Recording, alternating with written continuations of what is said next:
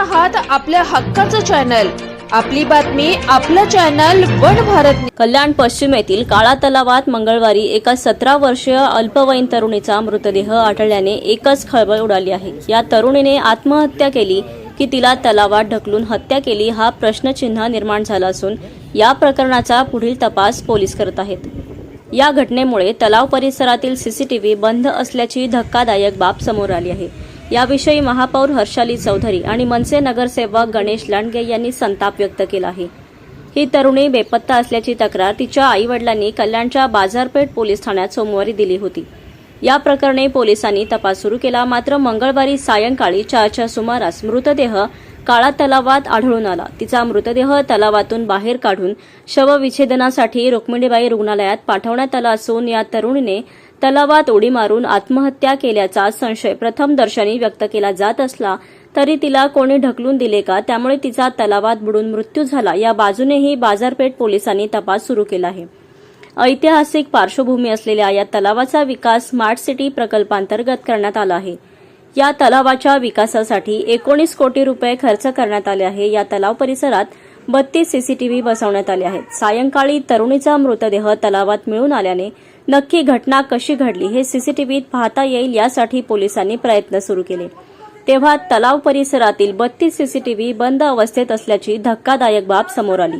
या प्रकरणी मनसे नगरसेवक गणेश लांडगे आणि विभाग प्रमुख कपिल पवार यांनी महापालिका मुख्यालयात धाव घेत महापौर हर्षाली चौधरी यांची भेट घेतली।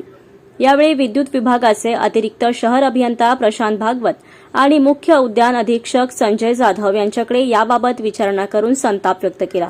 सीसीटीव्ही लावले असले तरी त्यांची देखभाल दुरुस्तीच केली जात नसल्याची बाब या घटनेच्या निमित्ताने उघड झाली आहे।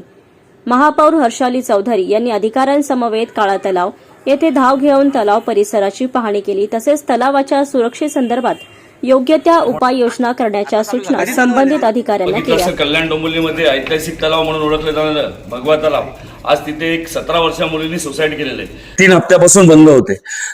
हे कॅमेरे बंद असले तर अधिकाऱ्यांना याची कुठल्याही गोष्टीची कल्पना नव्हती। आज ते समजा कॅमेरे चालू असतील तर आज त्या मुलींनी जे सुसाईड केलं तर त्याच्यावरती आपण सुरक्षेवरती काहीतरी आळा बसू शकलो असतो की आपण जे सुसाईड करते त्या गोष्टीत तिथे आपण हे करू आळा बसवला असता त्याच्यावरती। माझा तर आरोप आहे की हा जो त्या 17 वर्षाच्या मुलीचा जो जीव गेलेला आहे हा विद्युत विभागाने जीव घेतलेला आहे, की आज त्या विद्युत विभागाने 3 आठवड्यापूर्वीचे कॅमेरे बंद असते तर ते चालू झाले असते तर आज तिचा जीव नसता गेला। सर्वात प्रथम भगवा तलाव हा आपण एक ठेकेदाराला चालवायला दिलेला आहे, तर त्याचं पण काम होतं की आपण सुरक्षा रक्षक व्यवस्थित आहेत की नाही, कॅमेरे चालू आहेत की नाही हे बघण्याचं, पण त्यांनी कुठल्याही परीक्षेत गोष्टी त्या बघितलेल्या नाहीयेत। का ही तीव्र असेल की सर्वात प्रथम कल्याण डोंबिवली स्मार्ट सिटी अंतर्गत जे कॅमेरे लागले त्यातले 50% कॅमेरे बंद आहेत। दुसरा मुद्दा, जिथे जिथे गार्डन्स आहेत, तलाव आहेत, हॉस्पिटल आहेत, तर त्याचे कॅमेरे सर्वात पहिले आम्ही जाऊन स्वतः चेक करणार की ते चालू आहेत की नाही। ते चालू नसेल तर आम्ही याला प्रशासनाला याचा जाब विचारतो। सकाळपासून स्मार्ट सिटीकडे जातोय, स्मार्ट सिटी सांगते की विद्युत विभाग, म्हणजे एक प्रकारचा अधिकारी स्वतःचं काम हे झटकतायत, अंग झटकण्याचं काम करतायत आणि त्याच्यामुळे नागरिक हे वाऱ्यावरती। आज एक लोकप्रतिनिधी असून पण आम्हाला यांच्याकडे अशी उत्तरं मिळतात तर सामान्य नागरिकांना हे लोक काय उत्तरं देत असतील। सामान्य सदस्य लांडगे साहेब माझ्याकडे आले त्यावेळेस मला त्यांनी सांगितलं की मॅडम एका मुलीचा आपला भगवा तलाव म्हणजेच काळा तलाव म्हणजेच भगवा तलाव तिथे एकीचा जीव गेलेला आहे, त्यासाठी आम्ही खेद व्यक्त करतो। त्या जेव्हा मी पाहणी केली त्यावेळेस मला असं समजलं की ज्यांना आपण टेंडर दिलेला आहे त्या ठेकेदारांनी मेंटेनन्स व्यवस्थित केलेला नाही आहे। त्यांना मी सांगितलं की तुमचे सुरक्षा रक्षक कमी आहेत आणि त्याच्यानंतर त्यांच्याकडे लाईफ गार्ड्स नाही आहेत। आणि त्यानंतर आत्ता सामान्य सदस्य जेव्हा जतीन भाऊ आले तेव्हा त्यांनी मला सांगितलं की मॅडम इथे बऱ्याच अशा गोष्टी घडतात की त्या आम्ही वारंवार सांगत असतो महापालिकेला की ह्या गोष्टी कमतरता आहेत। आज नागरिकांनी माझ्याकडे कंप्लेंट केलेल्या आहेत की इथे बरेच असे प्रकार घडतात की ते आम्हालाही बघवत नाही। आम्ही जेव्हा इथे फिरायला येतो जसे त्यांचे जॉगिंग ट्रॅक असतात ते जॉगिंग करत असतात त्यावेळेस त्यांना तो त्रास होतो। सर त्यांच्या कंप्लेंटी भरपूर आलेल्या आहेत माझ्याकडे। त्यावेळेस आता आपण महापालिकेचे अधिकारी बघू शकता ते माझ्यासोबत आहे।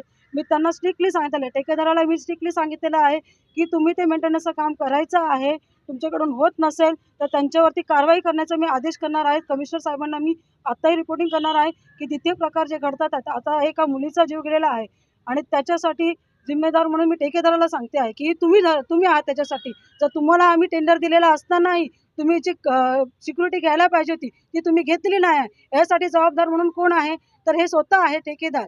मी त्यांना दोषी धरते आहेत. आज त्या मुलीचा जीव जाणं म्हणजे खूप मोठी गोष्ट घडलेली आहे. हा पॉईंट मला करायचा नाही. आज आमचा हा ऐतिहासिक तलाव म्हणून गाजला जातो. आज कल्याणचा हा आमचा मोतीबिंदू आहे आणि त्या मोतीबिंदूला कुठेतरी डाग न लागला पाहिजे याच्यासाठी मी खबरदारी त्यांना घ्यायला सांगितलेली आहे.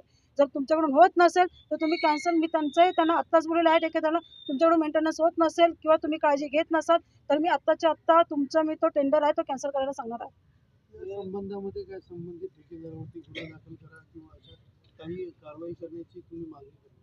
हो, मी सरांशी बोलणार आहे. कमिशनर साहेबांना सांगणार आहे की त्यांची चौकशी करण्यात यावी की हे जे प्रकार घडले तेव्हा त्या ठेकेदारांनी काय काय सिक्युरिटी घेतली पाहिजे होती, काय काय नाही, त्यांच्यावरती चौकशी करून तुम्हाला महापालिकेला म्हणून काय करता येईल ते त्यांनी नक्की करण्यात यावं.